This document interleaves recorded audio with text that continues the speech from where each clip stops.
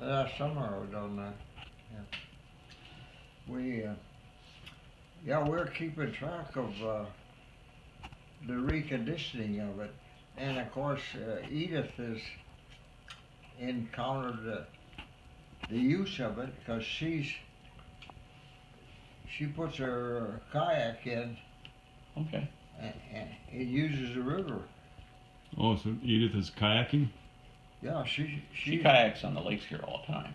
Nice. Is it like whitewater or is it smoother than, it's not whitewater? No, it was fast water though. Yeah, I'd like to go take a The look. restoration is a smaller stream, so there's faster water. So down at on River Road where they put in uh, is that goes to Traverse City. Is that the Boardman River? Yeah, that's the Boardman. Okay. And it goes through Boardman Lake down in Traverse City.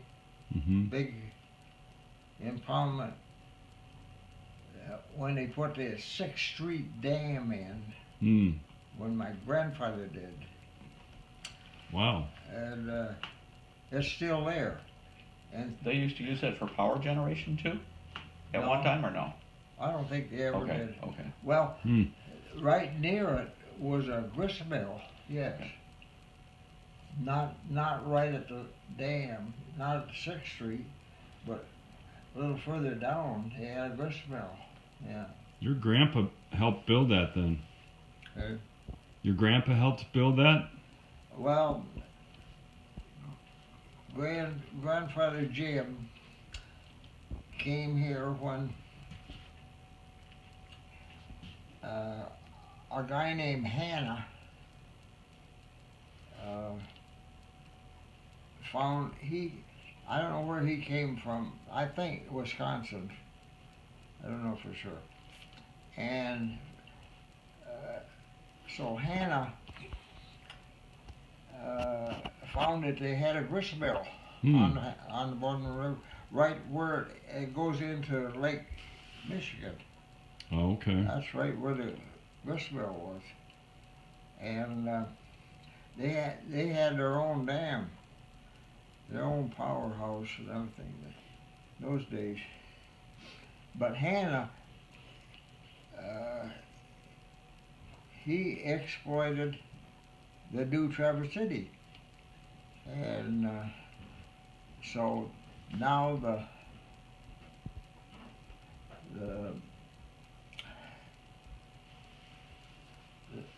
guy that's burying people is still Hannah.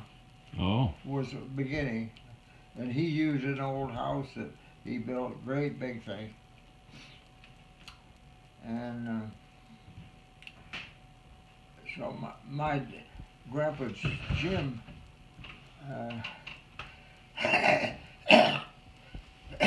he came here from, he was among 4 brothers that came here from Sheboygan. And, Wisconsin. Yeah. And so Jim is the one of the 4 brothers that recognized the use of water power, and of course he was got real acquainted with Brown, is the name of a man who already had a bridge. Let's see what come first. Brown built a sawmill. Yeah, on Boardman, up there near the Brown Bridge Dam, which later was. Okay. And so that's why they call it the Brown Bridge. Powerhouse and dam, and they've succeeded now in taking them all out. Yeah, that's kind of well. So was it a power company concern that built these dams and to generate electricity, or was it each an individual concern? I think they made Or was it a cooperative or something?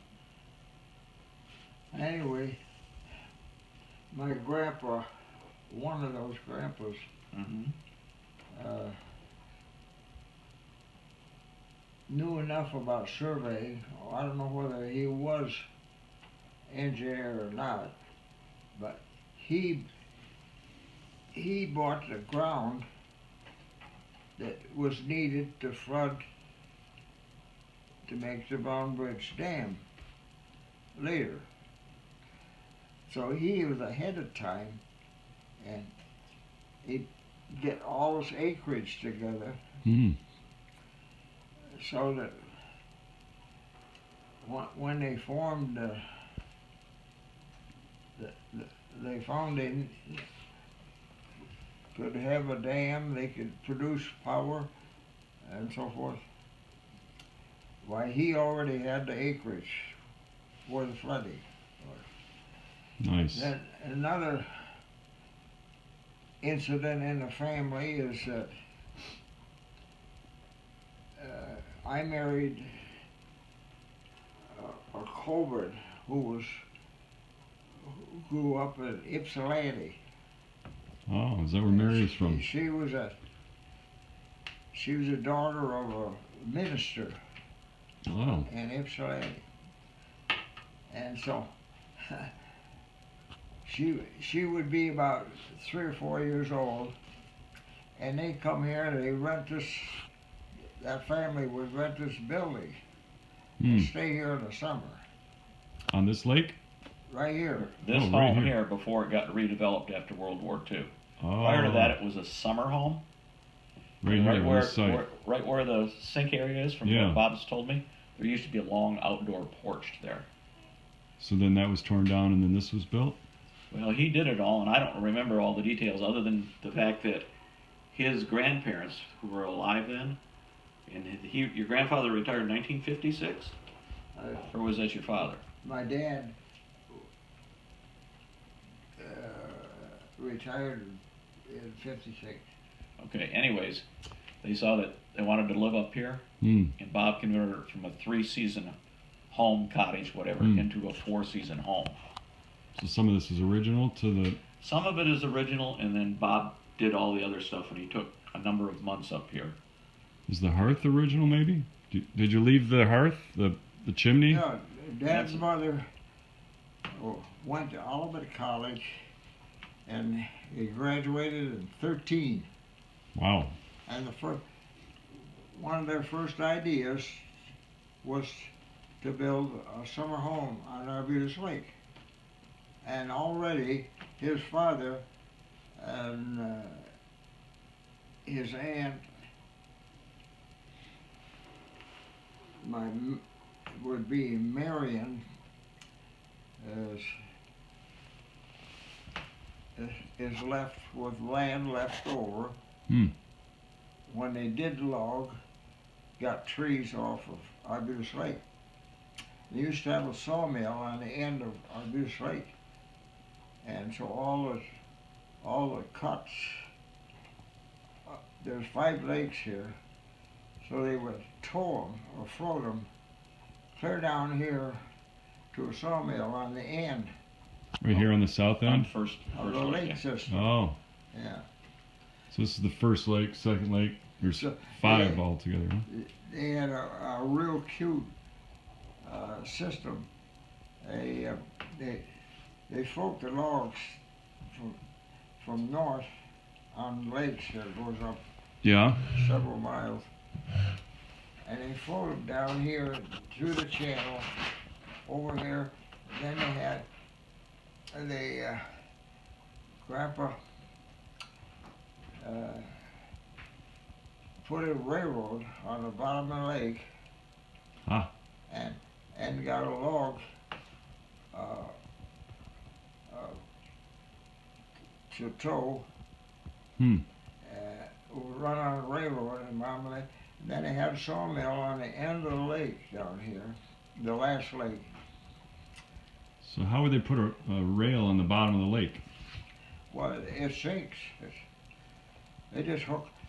You just put a bunch of rails Yeah. and you nail them on ties, and you float the whole thing out And then sink it. and drag it out to our horse teams. That's all they had, horse team. This was Drag in the it winter. off the shore, Into the winter. down Okay. the lake, till they get it to the depth they want, and then with teams, they'd haul it out. They loaded up with logs that were floating, and the rails down below. So they put that all together, get it on rails, and then with a team, they'd haul this load of logs on a trailer on railroad wheels. Wow. And they had a sawmill. So they had to get these logs out, floating in a lake, onto wheels, up at the sawmill, unloaded the sawmill and make boards out of it. Wow. I never knew that they had rails, underwater rails. That's fascinating. So you think they did that during the winter when it was frozen? They'd put it all out there and then let it sink? They do it mild weather. Wow. That's fascinating. Well, when I was a kid, what they did in the winter on this lake was to fill ice house with ice that they sold at my dad's store in the summer to all the summer residents around here. They had wooden ice box, you know. Right. And Dad sold them ice that he had to store in a winter when he caught it in March, and then he hauled it in. I used to ride the sleighs when I was a kid. At that time in the winter, March or late February or something, and Dad would fill the ice house in Mayfield right by the store. So you stack big blocks of ice they cut out of the lake, see? And you put them in these barns, they're like a barn, but the whole insides is full of sawdust, except for the ice. Yeah. They stored there. So that's the way he stored ice to sell in the summer. Wow. And so when I was a kid, they were still cutting ice out of this lake, hauling it to Mayfield, my dad's store,